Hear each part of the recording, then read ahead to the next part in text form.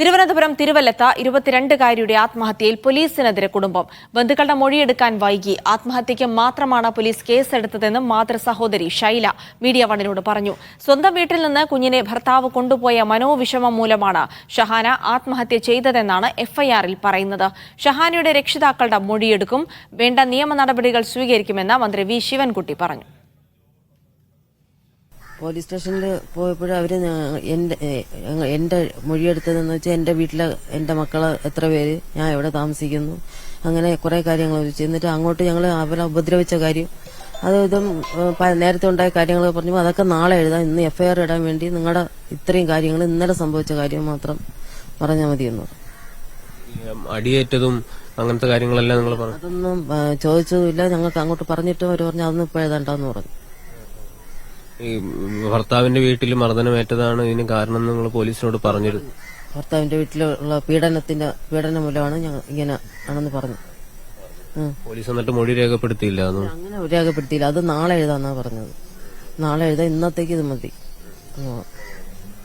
ഇന്ന് എഫ്ഐആർ ഇടാൻ വേണ്ടി മാത്രമാണ് ഇത് എഴുതുന്നത്. ബാക്കി എന്റെ കുറെ കൂടെ വന്നവരെയൊക്കെ അഡ്രസ്സൊക്കെ മാത്രം എഴുതി വാങ്ങി.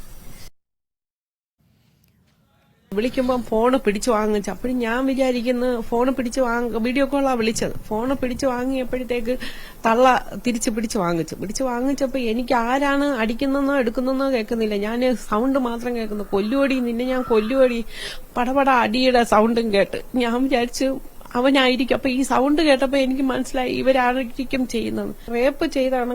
ഇവിടെ മുറിവ്, ചുണ്ടില് മുറിവ്, കാല് കടിച്ച് പറിച്ച് 3 മാസമായിട്ട് പോലും ആ കാലിൽ അടയാളം മാറിയിട്ടില്ല. ഈ കൊച്ച് ഡ്രസ്സ് നിക്കർ മാത്രമേ ഇട്ടിട്ടുള്ളൂ, കുളിപ്പിച്ച് നിർത്തിയിരുന്നത്.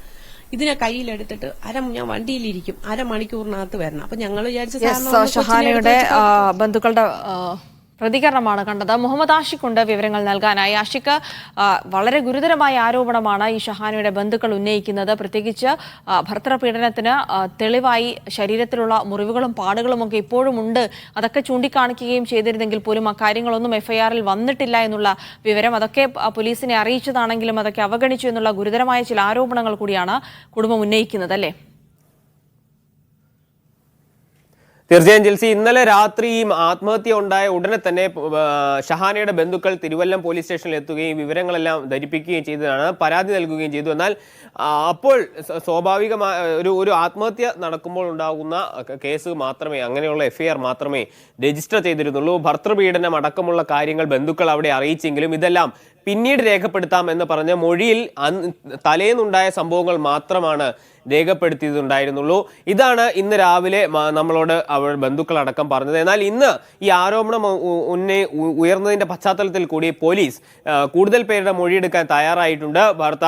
ഈ ഷഹാനയുടെ മാതാവിന്റെയും പിതാവിന്റെയും അടക്കമുള്ള മൊഴികൾ രേഖപ്പെടുത്തി. കൂടാതെ ഷഹാനയുടെ വീട് സന്ദർശിച്ച മന്ത്രി വി ശിവൻകുട്ടി, സ്ഥലത്തെ MLA കൂടെയാണ് അദ്ദേഹം പറഞ്ഞത് ഇത്തരം വിഷയങ്ങൾ, ഈ തെളിവ് മൊഴി രേഖപ്പെടുത്താത്തത് അടക്കമുള്ള വിഷയങ്ങൾ പരിശോധിക്കും, കൃത്യമായ നിയമ നടപടികൾ സ്വീകരിക്കുമെന്ന് ഉറപ്പുവരുത്തുമെന്നും മന്ത്രി പറഞ്ഞിട്ടുണ്ട്. നിലവിൽ ഷഹാനയുടെ മൃതദേഹം പോസ്റ്റ്മോർട്ടം നടപടികൾക്ക് വിധേയമാവുകയാണ്. അതിന്റെ റിപ്പോർട്ട് കൂടി വന്നതിന് ശേഷം മൊഴികളുടെ കൂടി അടിസ്ഥാനത്തിൽ ഭർത്താവ് നൌഫലിനെയും ഭർത്തൃമാതാവിനെയും അടക്കം പ്രതി ചേർക്കുന്നത് അടക്കമുള്ള കാര്യങ്ങളിലേക്ക് പോലീസ് കടക്കും എന്നാണ് മനസ്സിലാക്കാൻ കഴിയുന്നത്. അങ്ങനെയാണെങ്കിൽ എഫ്ഐആർ വിപുലപ്പെടുത്തുകയും പുതിയ രീതിയിൽ പുതിയ കേസുകൾ, പുതിയ വകുപ്പുകൾ കൂടി ചേർത്തുകൊണ്ടായിരിക്കും എഫ്ഐആർ വിപുലപ്പെടുത്തുക. ഏതായാലും വളരെ ദുഃഖകരമായ ഒരു സംഭവമാണ്. സ്ത്രീധനത്തിന്റെ പേരിൽ കടുത്ത പീഡനവും മാനസിക ശാരീരിക പീഡനങ്ങൾ ഏറ്റതിന്റെ പേരിലാണ് ഈ ഇന്നലെ 22-കാരിയായ ഷഹാന തിരുവല്ലത്ത് ആത്മഹത്യ ചെയ്യുന്നത്. ശരി, മുഹമ്മദ് ആഷിഖാണ് വിവരങ്ങൾ നൽകിയത് തിരുവനന്തപുരത്ത് നിന്ന്.